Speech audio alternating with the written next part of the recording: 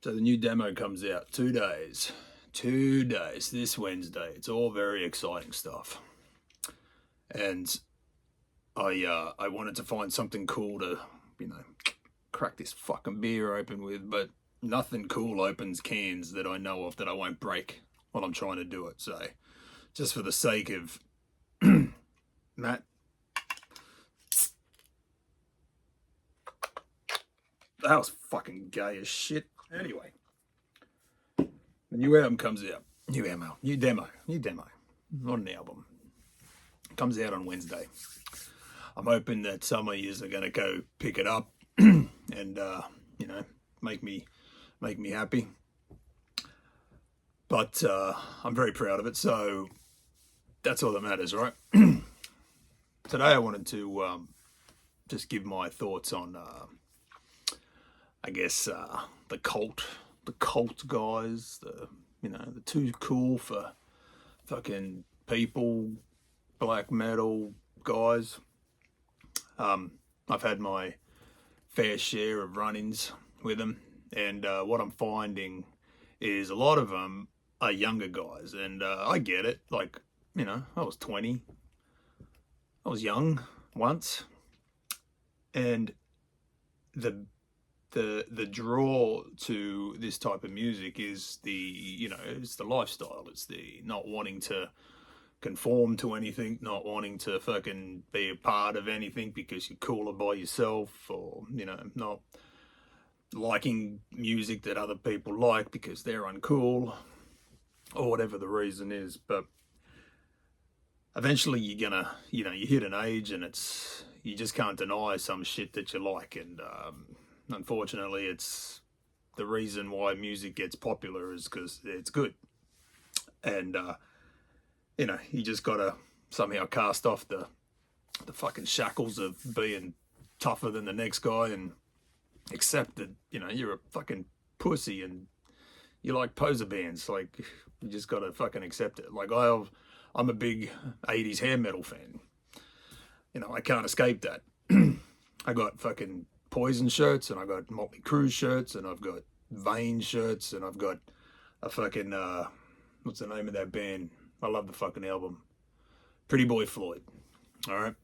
I'm not going to deny it. I'm 50. What can you call me that my ex-wife hasn't already called me? Fucking bulletproof, motherfucker. Regardless, age will soften you. What I remember about those times was being in Australia, we didn't necessarily hear about it until much later on after all the shenanigans have happened. But I was there for the day that my best friend bought the Beherit tape. And this kid was the most open-minded music fan that I think I've ever known. And the same day he bought that tape, I'm going to go ahead. I think he bought, was it Old Lady Drivers or something? And he fucking loved both of them. And he would show them to me with, this big cheeky grin on his face, like, this is the best thing you're ever going to hear. Now, I didn't understand it. And Beherit, I thought it was shit.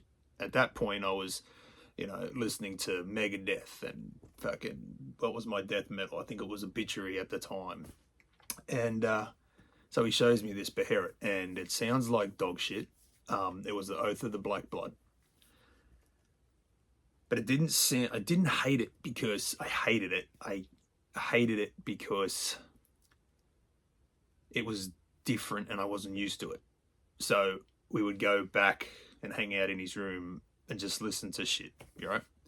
It's where I discovered Morbid Angel. It was in some fucking kid's bedroom, and he'd bought the CD, and the album, fucking first edition too. And we would stare at that cover, So he shows me this, and it's different, so we'd put it on again just to have a laugh at kind of how shocking it was, and that it was allowed to be put onto a cassette and sold. But we found we did that more and more often, and we would start finding little things here and there, and you would start to come around to it, and eventually your ears tuned in on what was going on, and suddenly it was all we wanted to hear. Now, Old Lady Drivers never got into it. Fucking Painkiller never got into it. But this kid loved it, and I guess what my point is that you start to soften up. You start to, accept things that, you thought you were too cool to accept. I was a death metal kid, thrash metal kid. What the fuck is this shittily recorded fucking beherit?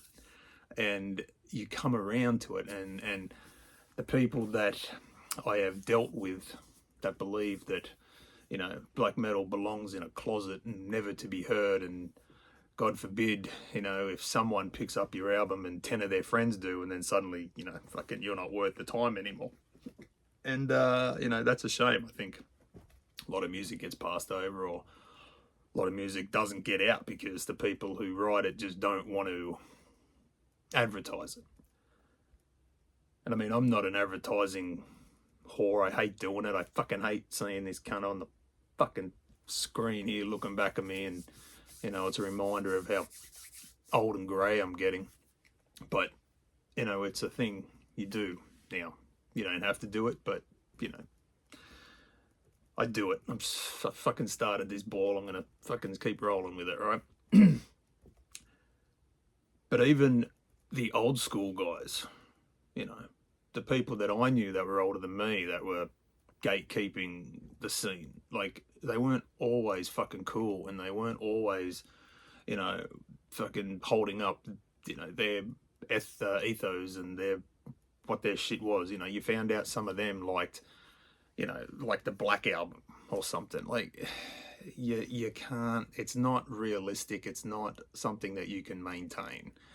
And those people that believe that they can listen to the one noisy racket day in, day out, hours on end, are lying to you. And I don't understand why there is that lie. Like some cringy bands that I like that are cringe now, they weren't cringe when I was into them. Cradle of Filth. I bought that first fucking album and loved it. And anyone who denies that album never fucking heard it when it came out. Has been sold this fucking bag of bullshit from the scene that, they're a shitty band or whatever. But, all I can say is, look, the band is still going, highly successful, still playing extremely large festivals. Whether they sell albums or not, I don't think anyone does anymore, but they're still there. Danny Filth is still fucking doing what he does. He hasn't changed for anybody except for himself, So I respect that. Now, do I like Cradle of Filth today? No. And it's not because they play shitty music, and because I haven't really heard it, so I can't tell you. I think the last album, though, I did hear that. It wasn't that fucking bad, but even still, there's more interesting things happening. And that's just my opinion, all right? They've gotten to where they are because of an element that they possess. You can't deny that. And a lot of bands that we all think are way cooler will never get to that stage in their career, because whatever they don't have, or whatever they're lacking, won't get them to that point. And I think a lot of it is just the attitudes of the scene. I think a lot of it is the baggage that comes with the scene. You can't be involved in certain things. You can't have your photo on the internet. You can't show your face. You've got to say crazy shit. That's not the case. Most of the successful people in this genre are raw musicians first, who happen to play black metal. And I don't see any reason why a black metal musician should be judged on a different stage than, say, a successful rock act. What are you giving in return, or what's the band giving you in return that's different than, say, Taylor Swift, to people who love Taylor Swift? All right, they make music. Now, they may not make the music on Taylor Swift's side, but you know what I mean, right? There's an exchange. You pay for the fucking ticket, you pay for the t-shirt, you pay for the CD, and they put the music and the image out there. That's all we're doing. That's all we're doing. So, no, I'm not the big, tough, cult black metal guy. Yes, I like some cringy ass fucking bands that I heard when I was a kid, and for some reason the nostalgia sticks and it's very hard to shake. I've got stuff in my collection that they turn on J-Dog every day and I get to be told I'm a poser. All right? Now, it's true. That stuff's pussy.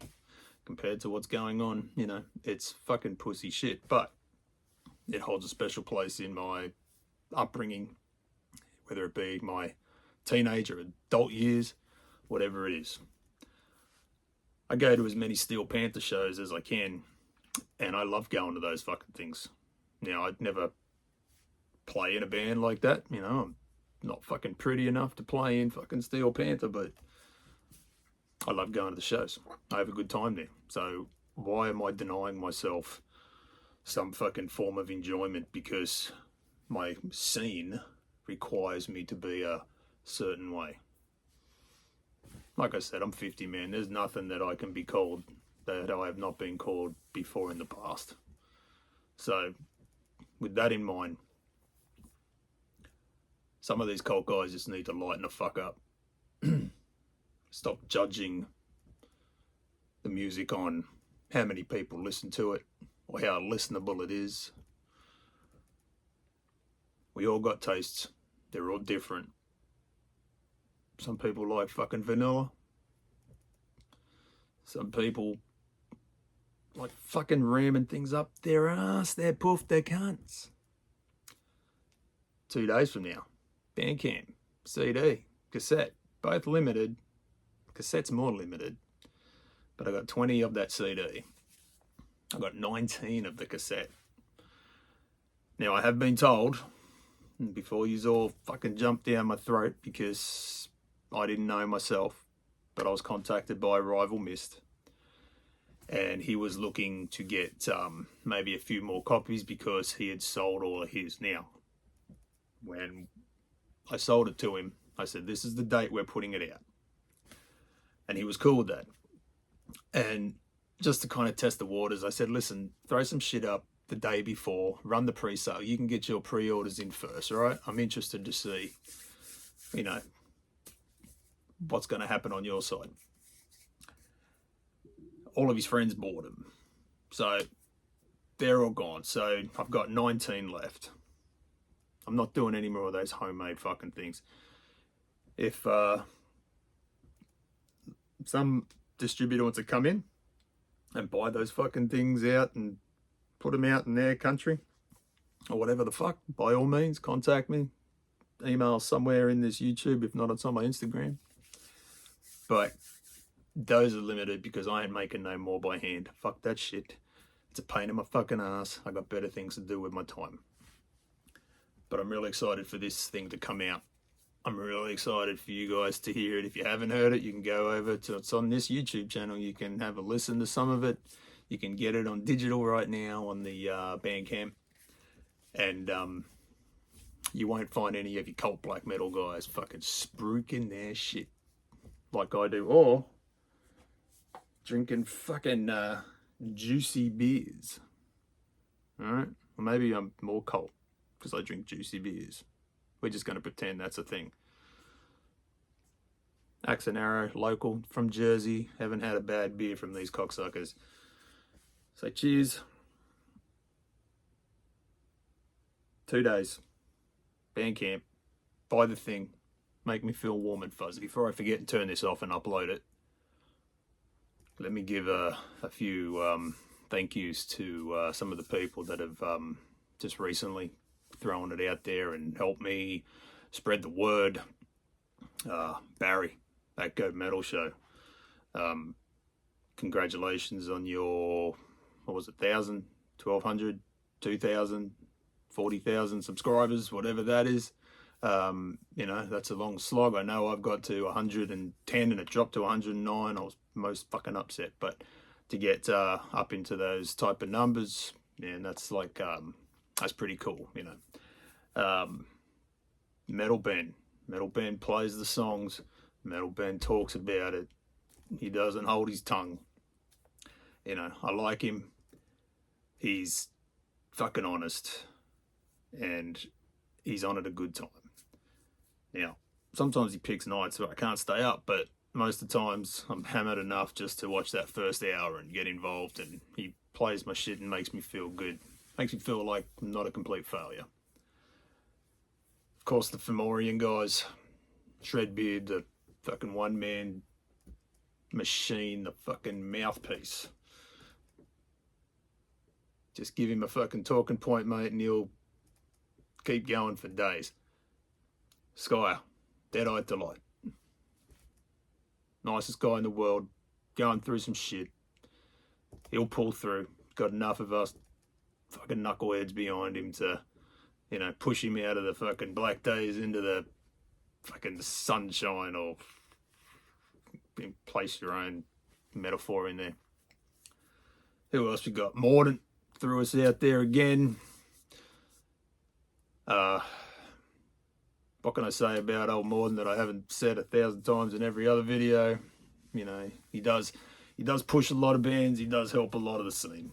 You know, that's the shit that, you know, I'd love to be in that position to be able to do that for someone else. Maybe one day, huh? Who else we got? Joe Aber. Fucking Joe Aber. Now, he is my church every single fucking night that he's on. You'll catch me in there. I'm not as always talkative, depending on how many beers or other substances that might have been ingested, but Joe Aber's the, he's my fucking church of where I'm going to be on the nights that he's on the boob tube, as us oldies like to call it. El Necron, again, he's like the, always feel like Necron's like that fucking safety net, that if Joe Aber's not on, he fucking understands that we all go into withdrawal, so he gets out there and fucking does the same thing. And I really enjoy El Necron. I like the pace of his show. Feels more subdued sometimes. Who else have we got? Metal Warrior. Metal fucking Warrior up in New York. That fucking guy. He talks us up. Matty. Australian brother from another mother. He's always talking about us. He's got some shit coming out. Can't wait for you to hear that. You'll have to sink a few beers to get into that one, but fucking you'll love that too. Tone Joker.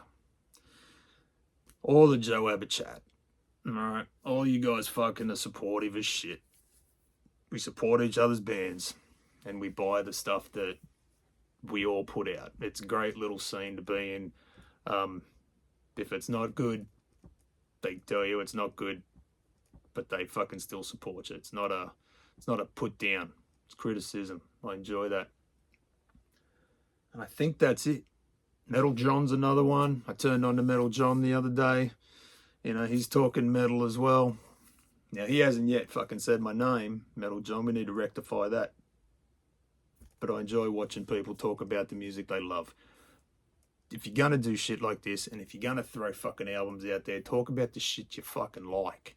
Don't just grab albums and fucking talk about them because it's an album that needs to be shown on the camera. Eddie, Realms of Metal, fucking guy, Mr. Deep Pockets over there getting fucking brick and mortar stores. He's really doing a fucking, you know, a big justice for the, is that the right term? He's doing something for the scene that's helping, you know. And you can help out too by going over to fucking Realms of Metal or Realms of Rock, just buying some shit you fucking want. You know, I'm not saying don't buy from fucking Hells. I'm not saying don't buy from Nuclear War now, but sometimes throw some dollars at Eddie. Let that guy fucking thrive. He thrives. We thrive. You fucking get music. And if you ever want to fucking put your neck on the fucking chopping block and put something out there, you've got a fucking scene built in. Support your fucking underground. Buy some physical fucking releases. Off Eddie. Off Hells. Buy more than shit. Goat Throne's another fucking thing. I'm late to the Goat Throne train. Like, I always knew Goat Throne records. But recently, Joe Abba's throwing shit out that's like Goat Throne. I'm like, fucking hell. Turns out Mord's got some competition on that fucking label. There's a bunch of good stuff out there, man. Don't limit yourself to fucking one scene because your friends tell you that you're not cool. Fucking individual. Be an individual. Remember they used to tell you that shit at school? Like, fucking being yourself is cool. It turns out, fucking they could be right. I fucking know. Anyway, fuck off and I'll speak to you later.